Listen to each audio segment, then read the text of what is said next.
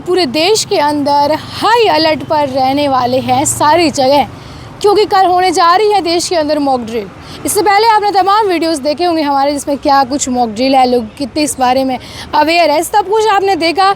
लेकिन अभी इस वक्त जो है हमारे साथ है सहयोगी भूमि और मैं ममता, हम आपको बताएंगे किस तरह से किन किन जगह पर अलर्ट रहेंगे, कहाँ किस तरह से पूरे देश भर में मॉक ड्रिल को सफल किया जाएगा। तो भूमि, जिस तरह से बताइए कि इसमें क्या कुछ, देखिए जिस तरह से है कि भाई सायरन बज सकते हैं तो उसमें लोग आपाधापी में डर जाते हैं।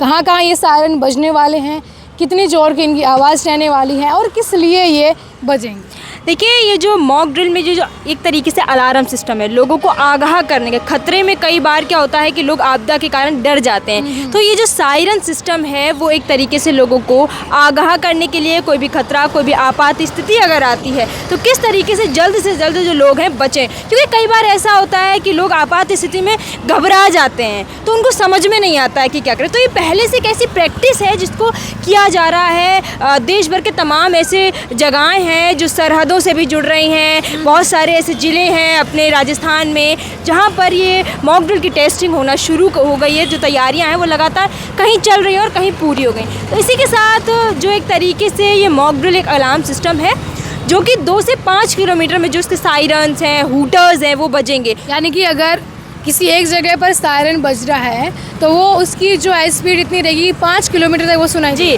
2 से 5 किलोमीटर तक का जो दायरा, उसमें जो है आवाज़ कुछ एक अलग आवाज़ है उसकी, ना कि एम्बुलेंस से जो पुलिस वाले हूटर्स बजते हैं उन सब से अलग है, जिससे कि अलार्म सिस्टम जो लोग हैं जागरूक हो सके कि कोई भी आपदा आती है तो ये पता चल सके उन्हें कि ये आपदा वाला जो है अलार्म सिस्टम। यानी कि नॉर्मल जो एम्बुलेंस और पुलिस की जो वाहन की हूटर्स होते हैं उनसे थोड़ा है वो अलग तरीके से हाई अलर्ट पर है। यानी कि भी जो है 120 से 150 डेसिबल के करीब है, जो कि काफ़ी बेहद ज़ोरदार है और एक अलग ही आवाज़ ध्वनि है, वो एक अलग ही है, स्पीड अलग ही है। तो ये बहुत अच्छी प्रैक्टिस है जो कि एक आपदा से निकालने के लिए साबित हो सकती है। देखिए जिस तरह से, क्योंकि इसमें होता है कि एकदम से सायरन बजे तो लोग आपाधापी में घबरा जाते कि यहाँ पर क्या हो रहा है। देखिए अगर अब इस जगह देखिए रोड पर जो है ये इलाका ऐसा है कि भीड़ भाड़ रहती है, अगर यहाँ पर ऐसी चीज़ होती है कि पीछे अल्बर्ट हॉल है, अगर सायरन बजता है तो लोग समझ नहीं पाते। तो ऐसी स्थिति में है कि अगर यहाँ पर ऐसी कोई आपातकाल स्थिति हो जाए, इतनी भीड़ है, घूमने लोग आए हैं,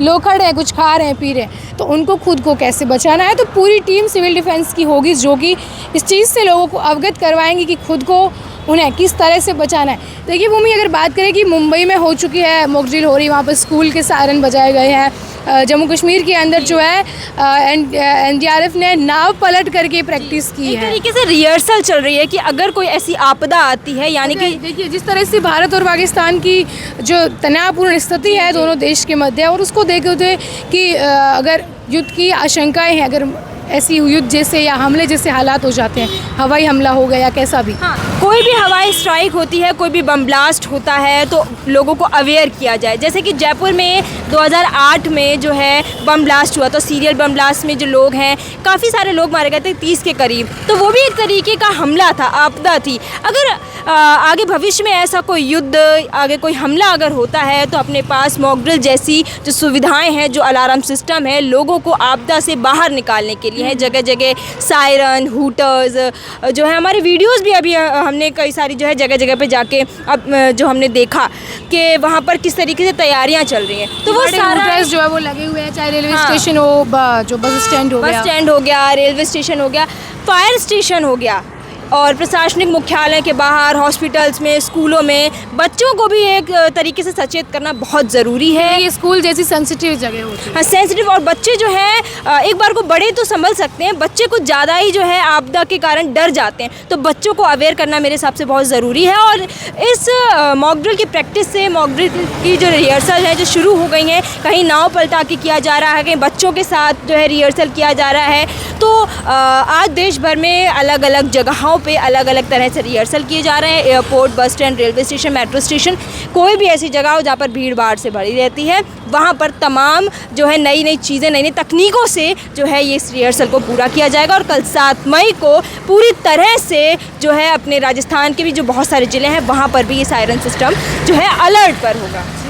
बिल्कुल। तो देखिए, इससे पहले आपको बता दें कि जब मॉक ड्रिल का ये आदेश निकला था गृह मंत्रालय द्वारा, क्योंकि अधिकार होता है सिविल डिफेंस के कानून के तहत गृह मंत्रालय के पास कि देश में जब आवश्यकता पड़ती है तो मॉक ड्रिल है वो करवा सकते हैं।